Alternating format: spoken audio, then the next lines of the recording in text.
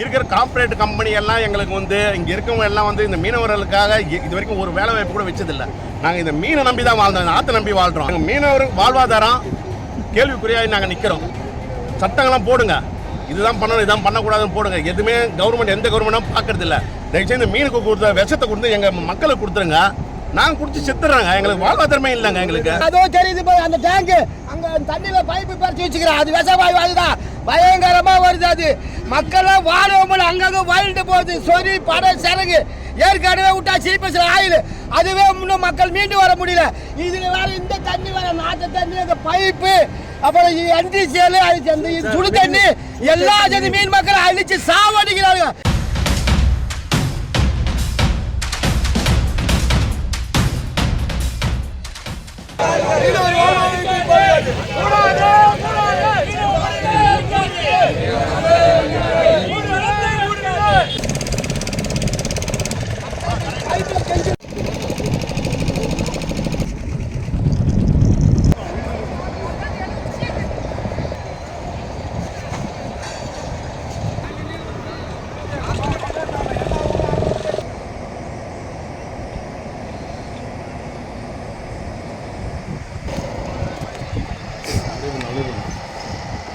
நாங்கள் வந்து நெட்டுக்குப்பம் கிராமத்தை சேர்ந்தவன ஊர் நிர்வாகிகள்லாம் இருக்காங்க, ஊர் பெரியவங்கள்லாம் இருக்காங்க. நேற்று ஒரு 3 மணி இருக்கும். 3 மணிக்குலேருந்து இந்த எந்த கம்பெனி விட்டாந்தரில் கெமிக்கலை விட்டுருக்காங்க. ஆற்றுல இருந்து ஒரு 10 டன்னுக்கு மேலே மீனுங்கள் எல்லாமே இருந்துச்சு. ஆற்றுல ஒன்றுமே இல்லை, ஒரு பொறுப்பும் இல்லை. எங்கள் மீனவர் வாழ்வாதாரம் கேள்விக்குறியாக நாங்கள் நிற்கிறோம். இதே 2024 இதே போல தான் வந்து CPCIலேருந்து ஆயில் விட்டாங்க. அன்றைக்கும் எங்களுக்கு வாழ்வாதாரம் அழிச்சாங்க. இருக்கிற கார்ப்பரேட் கம்பெனி எல்லாம் எங்களுக்கு வந்து இங்கே இருக்கவங்க எல்லாம் வந்து இந்த மீனவர்களுக்காக இது வரைக்கும் ஒரு வேலை வாய்ப்பு கூட வச்சதில்லை. நாங்கள் இந்த மீனை நம்பி தான் வாழ்ந்தோம், ஆற்றை நம்பி வாழ்கிறோம். எங்களுக்கு இன்றைக்கி வந்து பாருங்கள், ஒரு எத்தனை டன்னு பாருங்கள் அது ஆறை சுற்றி. தயவு செஞ்சு சொல்கிறேன், இந்த கவர்மெண்ட்டுக்கிட்டே சொல்கிறேன், எல்லா கவர்மெண்ட் வந்தாலும் இந்த மீனவர் கொஞ்சம் பாருங்கள். இந்த கார்ப்பரேட் கம்பெனி எல்லாம் கொஞ்சம் நீங்கள் அவங்களுக்கு சில சட்டங்கள்லாம் போடுங்க, இதுதான் பண்ணணும் இதுதான் பண்ணக்கூடாதுன்னு போடுங்க. எதுவுமே கவர்மெண்ட் எந்த கவர்மெண்ட்டும் பார்க்கறதில்ல. தயவுசெய்து மீனுக்கு கொடுத்த விஷத்தை கொடுத்து எங்கள் மக்களுக்கு கொடுத்துருங்க. நாங்கள் குடிச்சு செத்துறாங்க, எங்களுக்கு வாழ்வாதாரமே இல்லைங்க. எங்களுக்கு வாழ்வாதாரமே இல்லை எங்களுக்கு. அது மட்டும் இல்லைங்க, இன்றைக்கி பார்த்தீங்கன்னா வடச்சென்னை அனல் நிலையம் வந்து 4 அனல் நிலையம் வந்து போச்சு. அது இல்லாமல் NTCPLன்னு தனியாக ஒரு தனியாக ஒரு நிறுவனம் வந்து இருக்காங்க. இவங்க எல்லாமே சேர்ந்து பார்த்தீங்கன்னா மொத்த தண்ணியை வந்து இங்கே தான் ஆற்றுல தான் நம்ம கலக்கிறாங்க. இதனால் பார்த்தீங்கன்னா உயிரினங்கள் ஒன்றுமே இல்லாமல் அழிஞ்சு போகுது. இப்போ பார்த்தீங்கன்னா சுடுதண்ணி இங்கே உள்ளே இறக்குறாங்க. இங்கே ஸ்டேஜ் 1லேருந்து சுடுதண்ணீர் வந்து இறங்குது.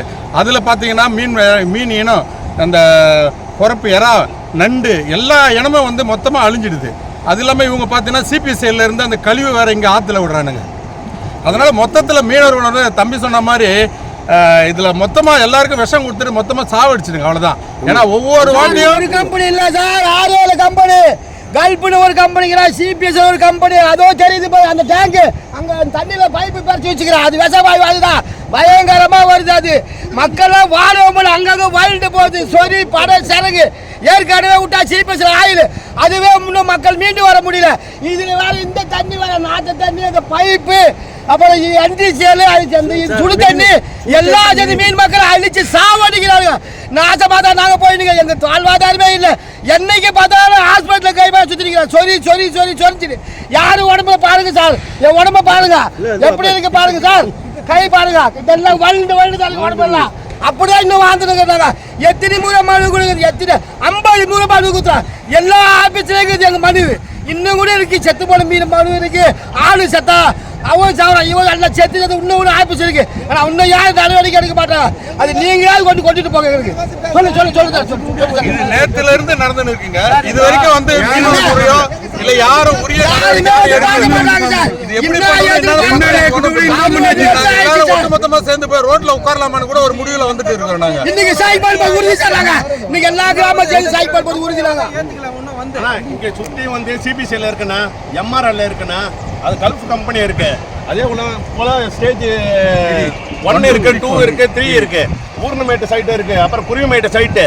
இது இல்லாம வந்து பார்த்தா சிமெண்ட் கம்பெனி இருக்கு. ஆர்பர் உள்ள வந்து இருக்கிற கழிவு எல்லாத்தையும் வந்து இந்த ஆற்றுல தான் கலக்குறாங்க. யாருமே இது வரைக்கும் இங்கே இருக்க மீனவர்களுக்கு எங்களுக்கு ஒரு நல்லதும் பண்ணலண்ணா. எங்கள் மீனவர் எங்கே போய் சாப்பிடுவோம்? ஏற்கனவே ஆயில் விட்டீங்க, 1 வருஷமா சோறு கஞ்சி இல்லாம நான் கஷ்டப்பட்டேன். கவர்மெண்ட் அப்ப வந்து ஒரே வாட்டி தான் காசு போட்டாங்க. 12,000 போட்டாங்க. அது மட்டும்தான். 12,000 வச்சு ஒரு 2 வருஷம் சாப்பிட முடியுமா? சொன்னா அதை இது வரைக்கும் தரல. அது வந்து என்ன செஞ்சான்னு தெரியல. என்ன சட்டமும் சரியில்லை, அவங்க சரியில்லை, எங்களுக்கு எதுவுமே தெரியல. எங்களுக்கு படிப்பாரு இல்லை சார், நாங்கள் போராட தான் முடியும். அதுதான் எங்களுக்கு தெரியும். தலைவர் பேச தெரியும். 1990 ஒரே ஒரு ஆர்ட் மோட்டார்ஸ் கம்பெனி மட்டும் தான் அடிக்கல் நாட்டினாங்க. ஒரே கம்பெனி தான் வரும்னு சொல்லிட்டு தான் இந்த இடத்துல வந்து அனைத்து இதுவும் பண்ணாங்க. இங்கே யாருக்கும் எந்த பாதிப்பு வராது. ஆனால் இன்னைக்கு காலகட்டத்தில் கிட்டத்தட்ட 35 ஆண்டுகள் ஆகுது. 35 ஆண்டுகள் ஆகுது. இந்த ஒரு கம்பெனியை வச்சு இன்றைக்கி வந்து பல கம்பெனிங்க வந்துடுச்சு. ஆனால் ஒரு கம்பெனிக்கு தான் இங்கே வந்து இது எல்லா கம்பெனியும் வந்துட்டு இன்றைக்கி என்ன பண்ணுறாங்க, எல்லாமே வந்து பாதிப்பு. எல்லாமே நார்த்து சென்னை அதை வச்சு வந்து 4 யூனிட்டு அனல் மின் நிலையமும் 4 யூனிட் வந்துடுச்சு. 4 யூனிட் இல்லாத ரசாயன கம்பெனி சார். இன்னைக்கு வந்து வாழ்வாதாரம் வந்து இந்த தொழிலை நம்பி தான் சார் இருக்கு. மீனவருடைய வாழ்வாதாரம் இந்த தொழில் நம்பி தான். எந்த கம்பெனி இருந்தா வரலாம், எதனா பண்ணிட்டோம். எங்களை வந்து பாதுகாப்பா வச்சு நடத்தணும் சார். எங்களை பாதுகாப்பு இல்லாம பாதுகாப்பு வேணும். உயிர் வாழ்றதுக்கு தேவையான வளம் வேணும் எங்களுக்கு. உயிர் வாழ்றதுக்கு ஒண்ணுமே இல்லைன்னா அப்ப நாங்க என்னத்தை வாழ்ந்து நீ பாருங்க, நீங்களே பாருங்க. ஆத்துல நேரத்துல இருந்து வருது. எவன் வந்தா எங்களுடைய மீனவ சமுதாயத்தை சேர்ந்த அந்த மீனவள துறையே வரல இன்னும்.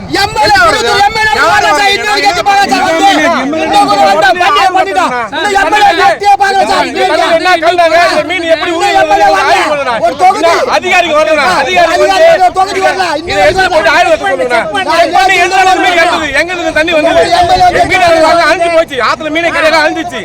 எப்படி இந்த மீன் இறந்தது எங்களுக்கு அறிக்கை தெரிவிக்கிறதா? இந்த மீன் ஏன் இறந்துச்சு? என்ன ரசாயன கலந்தாங்க? எந்த கம்பெனில கலந்தாங்க? அதிகாரிகள் உள்ள வந்தா ஒண்ணா ரசாயன கலந்து மீன் உருவாக்கி பல வருஷம் வரைக்கும் மீன்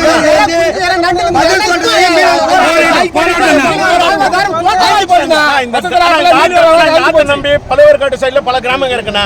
இங்க எண்ணூர்ல இருந்து நெட்டுக்குப்பா இருக்கு, தாளவப்பா இருக்கு, மோத்தாறு குப்பம், எண்ணூர் குப்பம், காட்டு குப்பம், சிவன்படை வீதி, அது இல்லாம மற்ற கிராமங்கள் இருக்காங்க. மீனவர் கிராமம்லாம் குறைஞ்சது இங்க 30,000 பேர் நாங்க இருக்கணும். 30,000 பேருக்கு இன்னைக்கு வந்து வாழ்வாதாரம் கேள்விக்குறி. இன்னைக்கு சோறு யார் வந்து போடுவா? எங்களுக்கு எங்க குழந்தை குட்டிங்க இன்னைக்கு சாப்பாடு யார் போடுவா? இது வரைக்கும் யாருமே ஒரு அதிகாரி வரலங்க. ஒரு பிக்சர் ஒத்தவன வரலங்க. இன்னைக்கு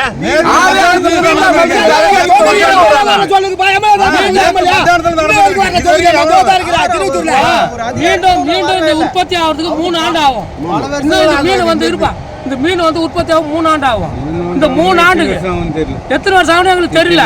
ஆனா ஆண்டுக்கு ஆண்டு நடந்துதான் இருக்கு. 6 மாசத்துக்கு நடந்துதான் இருக்கு.